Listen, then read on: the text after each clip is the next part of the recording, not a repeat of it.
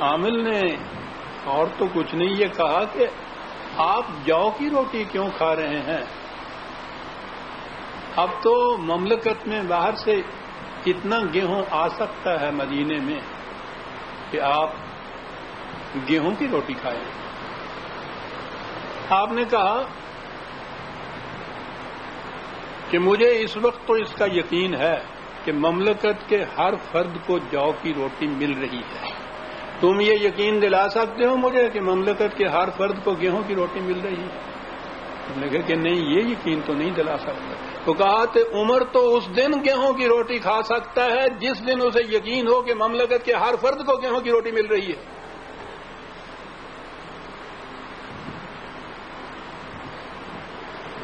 عزیزان مان، آج کی دنیا میں میرا خیال ہے یہ کچھ افسانے سے نظر آئیں گے، افسانے نہیں ہیں، حقیقتیں ہیں جو ہم ہی نے بیان نہیں کی، غیر مسلم محققین اور مورخین نے بھی اپنی تحقیق کے بعد یہ واقعات لکھے ہیں۔ قحط کے زمانے میں آپ نے یہ حکم دے دیا کہ اہل مدینہ اپنے اپنے گھر میں کھانا نہیں کھائیں گے، جو کچھ ہوگا وہ باہر آ جائے گا۔ قحط زدہ لوگ دور دور سے مدینہ کے باہر جمع ہو گئے تھے۔ اس دور کے یوں مہاجرین آپ کہہ لیجئے، ان کے لیے انتظام یہی کیا گیا پہلے کہ جو کچھ کسی کے پاس ہے وہ سارے کا سارا ایک دسترخوان پہ بیٹھ کے اکٹھے کھا لیں۔ خلیفۃ المسلمین بھی انہی میں شامل تھے، وہ بھی اسی دسترخوان پر بیٹھتے تھے۔ جس قسم کا وہاں کھانا آتا تھا آپ عام طور پہ اس کے عادی نہیں تھے، آپ کی صحت پر بڑا خراب اثر اس کا پڑنا لگ گیا۔ رفقا نے یہ کہا کہ آپ یہ نہ کیجئے، صحت پہ اثر پڑ جائے گا۔ آپ جو اپنے معمول کے مطابق کھاتے تھے وہی گھر سے منگا کے کھا لیا کیجئے، اور معمول آپ کو ہم نے بتائی دیا کہ جو کچھ تھا۔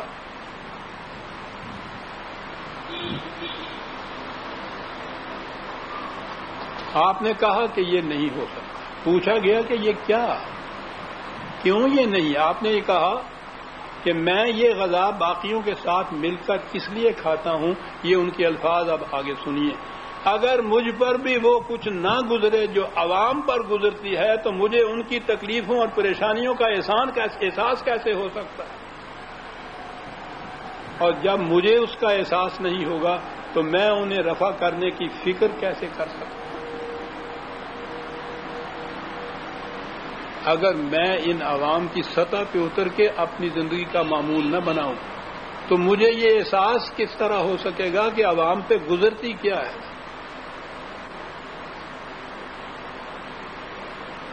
آج تو عوام کا ہر فرد اپنے سے ذرا بڑے صاحب اقتدار سے کہہ سکتا ہے کہ تمہیں خاک ساروں کی کیا خبر، کبھی نیچے اترے ہو بام سے؟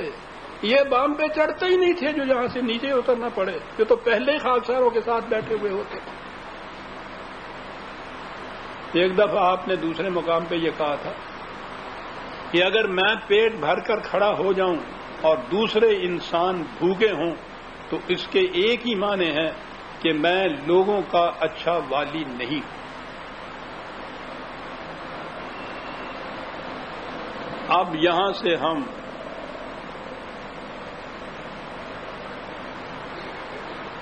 پرانی مملکت کے یا اس دور خلافت کے معاشی نظام کی طرف آتے ہیں، اور یہ بنیاد ہے اصل میں۔ خدا کی رزاقیت جو ہے، اس کی ربوبیت عالمینی، جو جہاں سے قرآن کی ابتدا ہوتی ہے الحمدللہ ہے، عام ترجمہ ہی صحیح، خدا مستحق کے حمد و ستائش ہے۔ کیوں؟ رب العالمین ہے،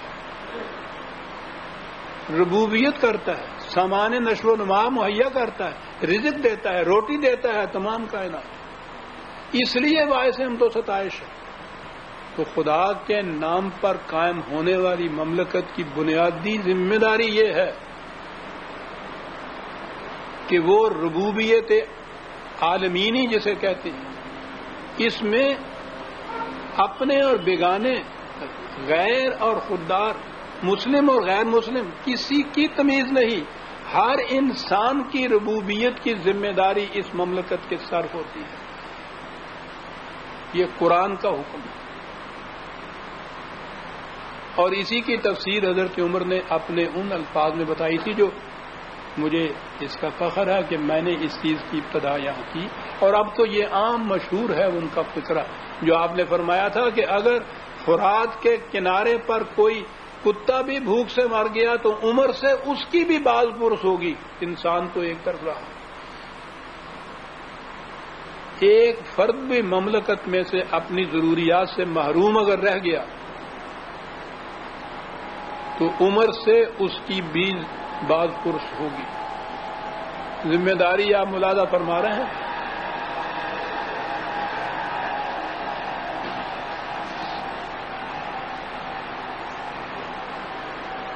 خلیفہ اپنی اس ذمہ داری سے عہدہ برا ہونے کے لیے یا کم از کم اطمینان کرنے کے لیے کہ مملکت کا کوئی فرد بھوکا نہیں رہ گیا، دن بھر تو وہ امور مملکت میں سر کپاتا تھا،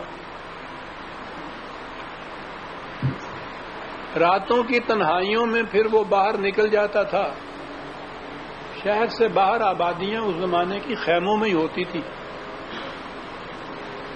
خاموشی سے یہ پتہ وہ کہتا تھا کہ مملکت کا کوئی فرد کسی مصیبت میں، کسی تکلیف میں تو نہیں ہے، اور اس لیے جاتا تھا کہ براہ راست اس کا علم حاصل ہو جائے. میں آگے چل کے بیان کروں گا.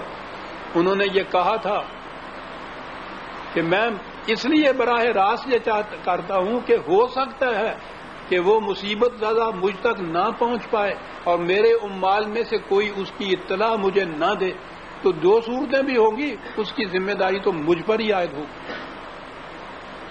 اس لیے وہ راتوں کو گشت کیا کرتے ہیں.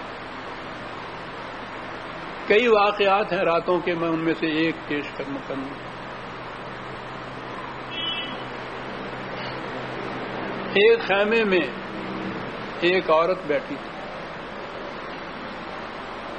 چولہے پہ ہنڈیا چڑھا رکھی تھی، پاس اس کے 2-3 بچے بیٹھے، وہ رو رہے تھے. آپ نے اس سے پوچھ لیا کہ خاتون یہ کیا ماجرا ہے؟ انہوں نے کہا کہ ان بچوں کو 3 وقت سے کچھ کھانے کو نہیں ملا، میں نے ہنڈیا میں خالی پانی چڑھا رکھا ہے کہ اس سے ان کا دل بہلا رہے، شاید یہ اس طرح روتے روتے سو جائیں. اب غور فرمائیے، 2 فکر. امیر المومن، آپ نے ان سے کہا کہ تم نے امیر المومنین کو اس کی اطلاع دی ہے کہ یہ بچے 3 وقت سے فاقے میں ہیں؟ اب اس نے اس کا جو جواب دیا اس سے اندازہ لگائیے کہ اس زمانے کی عام بدو عورتیں بھی کس طرح سے جانتی تھیں کہ مملکت اور امیر المومنین کی ذمہ داری کیا ہے. اس نے کہا کہ جو شخص حاکم ہو کر رعایا کے حالات سے بے خبر ہے اس تک شکایت پہنچانے سے حاصل کیا ہے؟ کیا انقلاب پیدا کر دیا تھا ان لوگوں نے چند سالوں کے عرصے کے اندر. عرب جاہلیت کی پہلے تاریخ کو آپ دیکھیے، ان کی زندگی کو دیکھیے، اور اس کے بعد اس انقلاب کو دیکھیے. مردوں میں تو ایک طرف رہا، وہ میں نے ابھی تو بدو سپاہیوں میں کہا، یہ عورتوں میں کیا چیز پیدا ہو گئی تھی جو حالات سے باخبر نہیں، اس تک شکایت پہنچانے سے فائدہ کیا؟ یہ تو شکست پندار ہو، یہ تو خیرات اور بھیک مانگنا ہوگا. اور بھیک اور خیرات کے متعلق تو نبی اکرم صلی اللہ علیہ وسلم کا وہ ارشاد چمکتا ہوا ہے کہ خیرات سے انسان کا دل مردہ ہو جاتا ہے، دینے والے کا بھی لینے والے کا. اس میں تکبر پیدا ہو جاتا ہے، اس میں آنا کی شکست ہو جاتی ہے. یہاں تو کسی مفلس مستحق کو ملتا تھا تو اس کے حق کے طور پر ملتا تھا، حق للسائل والمحروم، ایز آف رائٹ، نہ کہ چیریٹی کے طور پر. بہرحال اس عورت نے یہ کہا، عمر کی آنکھ